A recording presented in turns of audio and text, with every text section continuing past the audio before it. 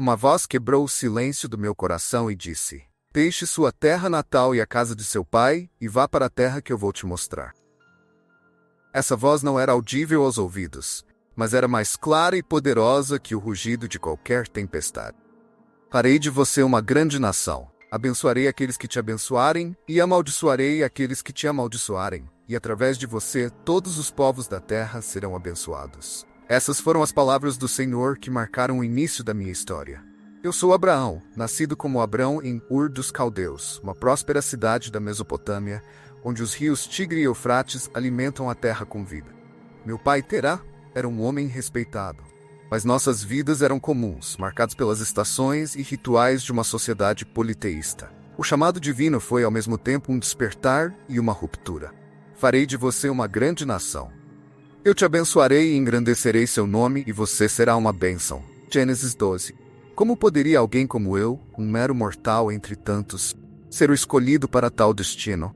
Sob céu noturno, me encontrei e aos 75 anos começou a minha incrível história. Quando decidi superar o medo e empreender a viagem, não imaginava que chegaria aos 178 anos, que teria grandes descendentes. Minha história começa com o coração cheio de esperança e uma fé incipiente. Obedeci ao Senhor e parti com minha esposa Sarai, meu sobrinho Ló, todos os nossos bens e o povo que tínhamos reunido. Era uma jornada cheia de esperança, guiada pela promessa divina. Viajamos em direção ao noroeste, passando por Harã, até finalmente chegarmos a Canaã.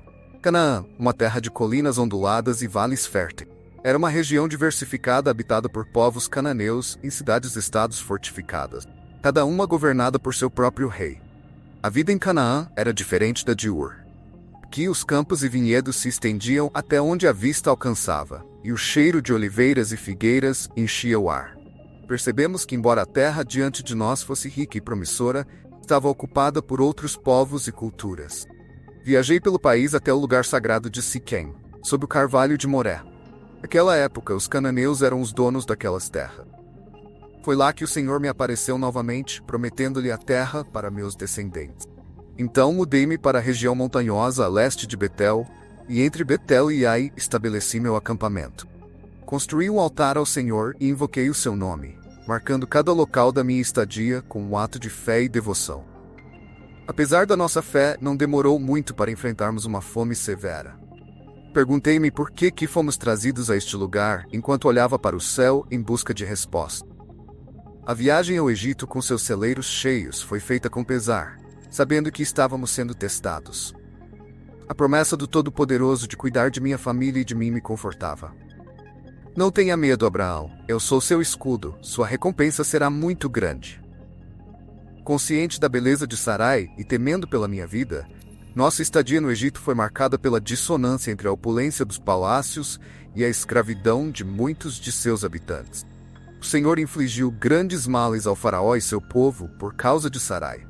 Faraó, percebendo a verdade, me confrontou. O que você fez comigo? Por que você não me avisou que ela era sua esposa? Por que você disse que ela era sua irmã, permitindo que eu a tomasse como minha esposa? Aqui está sua esposa, pegue-a e vá embora. Ele ordenou que seus homens nos escoltassem, junto com Sarai e todos os nossos bens. Ao sermos expulsos do Egito, não apenas voltamos para Canaã com mais do que havíamos trazido, mas também com uma compreensão mais profunda da natureza de nosso Deus, um protetor e provedor. Um guia infalível em tempos de incerteza. Do Egito, subi ao Neguebe junto com minha esposa e todos os nossos bens, e a sorte veio conosco pela bênção de Deus. Eu havia acumulado grandes riquezas em gado, prata e ouro. Continuamos nossa jornada em direção ao norte, voltando para Betel, até o local do nosso primeiro acampamento entre Betel e Ai, onde já havia construído um altar ao Senhor e onde novamente invoquei seu nome. Ló, que me acompanhou, também possuía ovelhas, vacas e tendas. Nossos bens haviam crescido tanto que o espaço já não era suficiente para nós e nossos rebanhos, gerando conflitos entre meus pastores e os de Ló. Naquela época, o território era habitado pelos cananeus e pelos perizeus, o que complicava ainda mais a situação. Para evitar disputas e manter a paz, propus uma solução. Não deve haver conflitos entre nós ou entre nossos pastores. Que somos uma família. Olhe a terra inteira diante de você. Você escolher ir para a esquerda, eu irei para a direita. Se preferir ir para a direita, irei para a esquerda. Ló observou o Vale do Jordão, que era uma terra fértil, semelhante ao jardim do Senhor ou ao Egito, antes da destruição de Sodoma e Gomorra. Então, escolheu para si toda a região inferior do Jordão e se mudou para o leste, separando-nos fisicamente. Eu fiquei em Canaã, enquanto Ló se estabeleceu perto de Sodoma, cujos habitantes eram conhecidos por sua maldade e pecado contra o Senhor. Depois que Ló e eu seguimos caminhos separados, o Senhor falou comigo novamente, reafirmando sua promessa.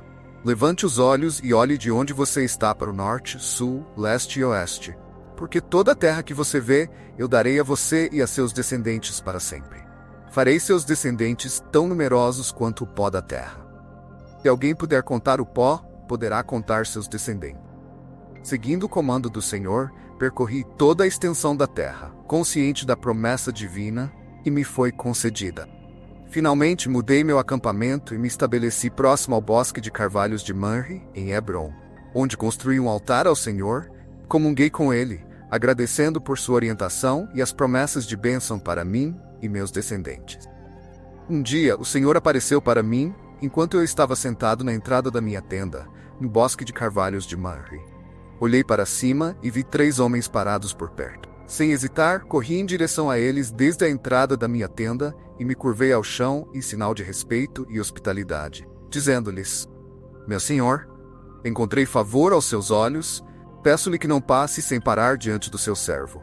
Deixe-me trazer um pouco de água para que vocês possam lavar os pés e descansar debaixo desta árvore.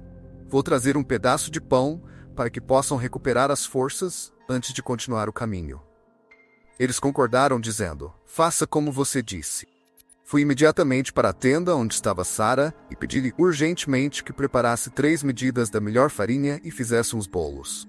Depois corri para o curral, selecionei um bezerro tenro e bem alimentado e entreguei a um criado para prepará-lo sem demora. Servi requeijão, leite e o bezerro preparado aos nossos convidados, ficando ao lado deles debaixo da árvore enquanto comiam. Então, me perguntaram sobre Sara, minha esposa, e eu respondi que ela estava na tenda. Um deles, cujas palavras carregavam um peso de promessa divina, disse: Sem falta, voltarei a você no próximo ano, e nessa época Sara já terá tido um filho.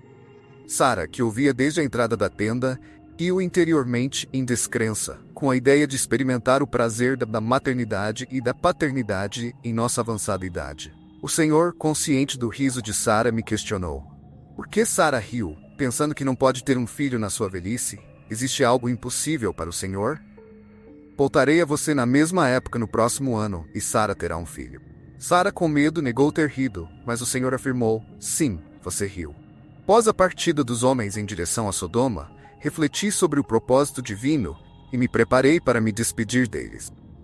O Senhor compartilhou comigo seus planos, ponderando se deveria esconder de mim, estava prestes a fazer em Sodoma e Gomorra, dado que eu seria o fundador de uma grande e abençoada nação, escolhida para ensinar justiça e retidão aos meus descendentes. Diante da iminente destruição, se houver 50 justos na cidade, você a destruirá mesmo assim? O Senhor prometeu que pouparia a cidade por causa dos 50 justos. Minha preocupação com a justiça me levou a interceder ainda mais, reduzindo o número de justos necessários para evitar a destruição da cidade até chegar a 10. O Senhor, em sua misericórdia, concordou em não destruí-la caso encontrasse esses 10 justos. Quando os 2 anjos chegaram a Sodoma naquela tarde, meu sobrinho Ló estava sentado na entrada da cidade. Ao vê-los, levantou-se para recebê-los, mostrando respeito e curvando-se ao chão. Ele implorou que viessem à casa de seu servo para passar a noite, onde poderiam lavar os pés e pela manhã seguir seu caminho.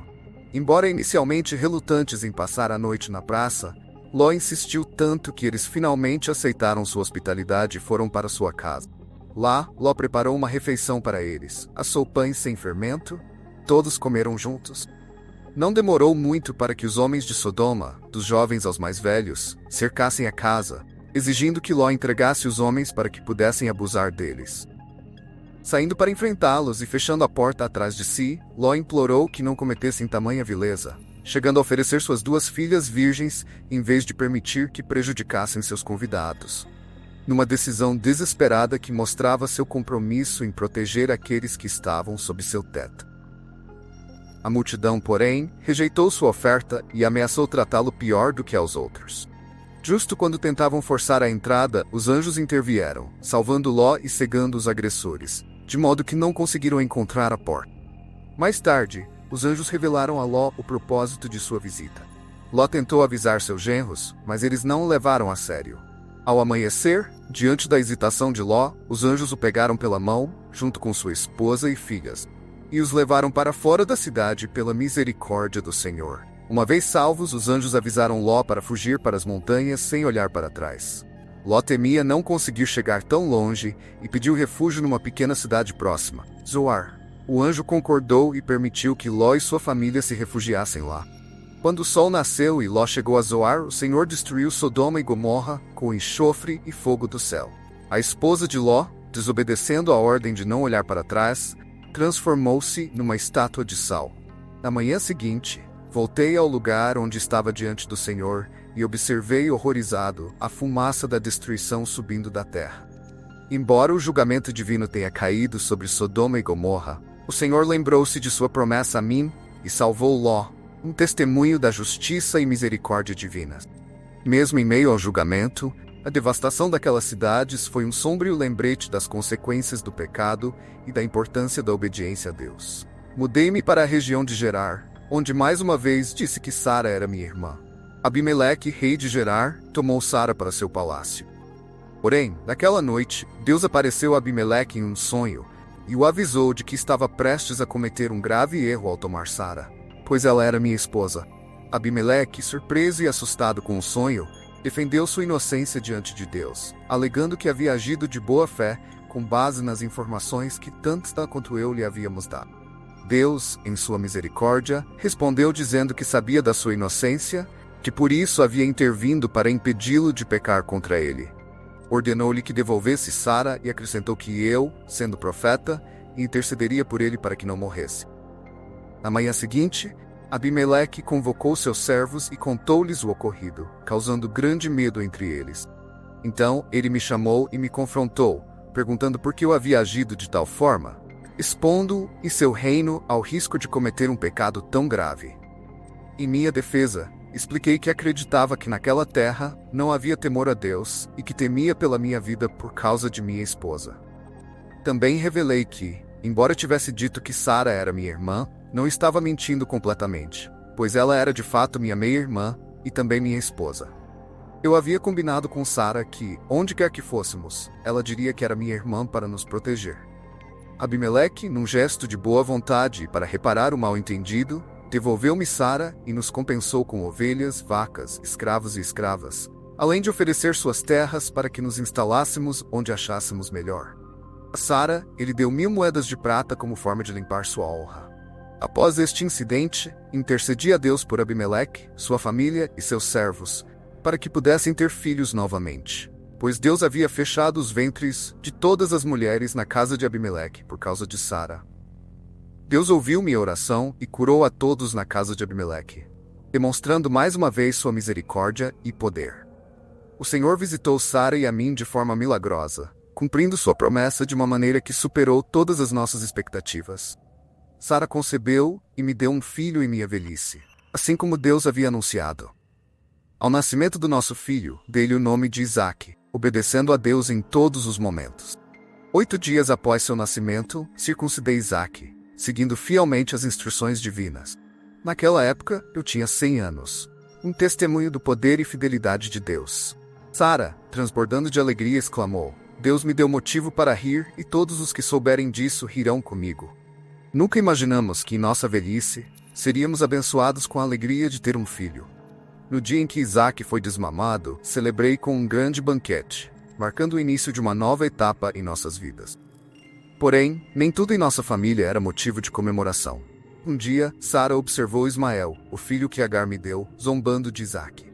Isso levou Sara a pedir que eu expulsasse Agar e seu filho, pois não queria que Ismael herdasse junto com seu filho Isaque.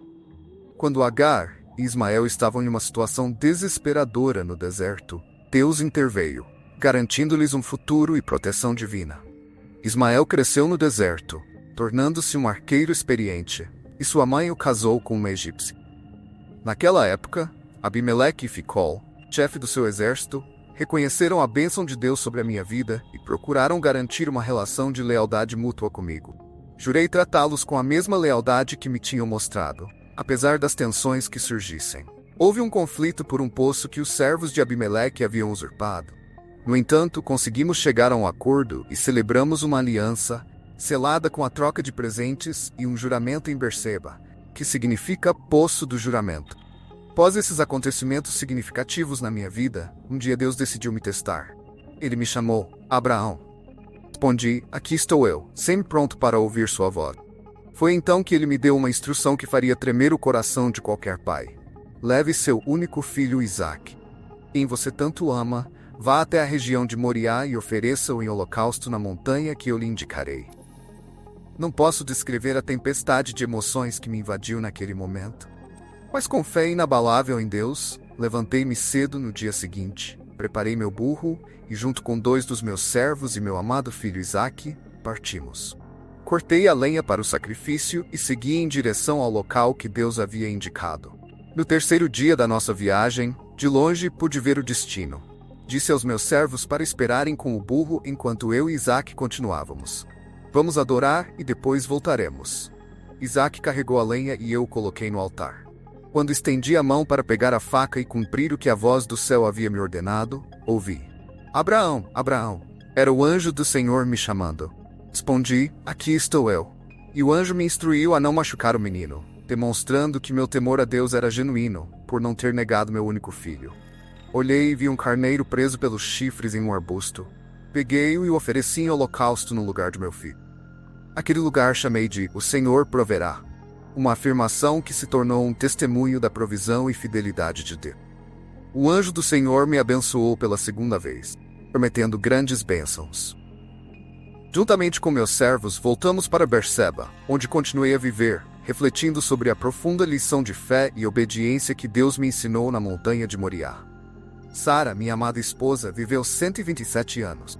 Quando ela faleceu em Kiriat Arba, hoje conhecida como Hebron, na terra de Canaã, fiquei submerso em profunda dor, chorando e lamentando sua partida. Após deixar o local de sua morte, dirigi-me aos descendentes de Et, pois não tinha terra que pudesse chamar de minha.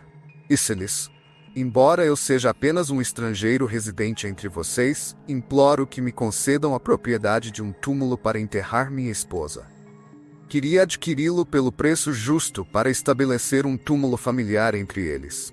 Efron, presente na reunião, ofereceu generosamente tanto o campo como a caverna, dizendo: eu o dou a você na presença de meus concidadãos. Enterre sua esposa. Assim, o campo de Efron em Macpela, junto com a caverna e tudo que ela continha, tornou-se minha propriedade, formalmente adquirida perante os líderes da comunidade. Foi ali que enterrei Sara, marcando o campo de Macpela, em frente a Manre, em Canaã, como túmulo familiar. Essa aquisição diante dos descendentes de Et garantiu um local de descanso para minha família por gerações. Um testemunho de minha vida entre eles, de meu compromisso com a terra prometida por Deus. Após a morte de Sara, meu coração encontrou conforto e companhia em Quetura, uma mulher com quem me casei. Ela me abençoou com mais filhos: Zimran, Joksã, Medã, Isbaque e Suá, expandindo assim a família que Deus me deu. Joksã, um dos meus filhos, tornou-se pai de Sabá e Dedã, continuando a linhagem que o Senhor havia prometido que seria tão numerosa quanto as estrelas do céu. A Isaque, filho da promessa que tive com Sara, leguei todos os meus bens, cumprindo o que Deus tinha estabelecido. Vivi 175 anos, uma vida cheia de desafios e bênçãos, marcada pelo meu relacionamento com Deus e meu compromisso com seus mandamentos. Quando chegou minha hora, morri em paz, satisfeito com a vida que vivi, reencontrando-me com meus antepassados e deixando um legado de fé e obediência.